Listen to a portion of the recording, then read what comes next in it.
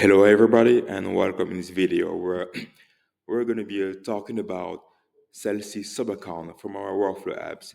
This tool is going to help you automate actions directly from your workflow apps for your Sellsy platform. So how do we set it up? Inside your subaccount, you go at the app marketplace, you search for the app, Sellsy, install, allow and install. There are some keys required, and of course you have some smart queue that's going to show you how to get all those keys.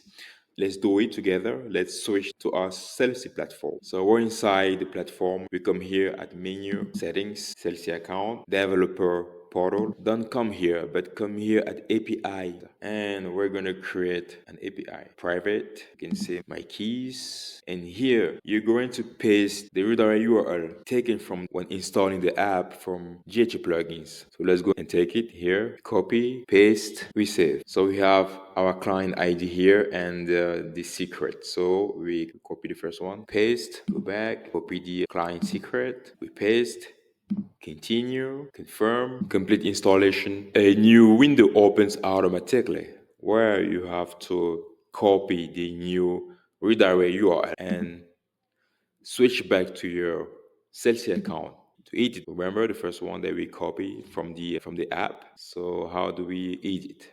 We go at edit token, we paste a new one, and we saved. There you go.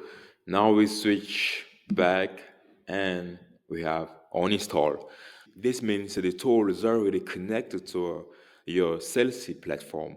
So now you're able to execute actions directly from your workflow apps for your Sellsy account.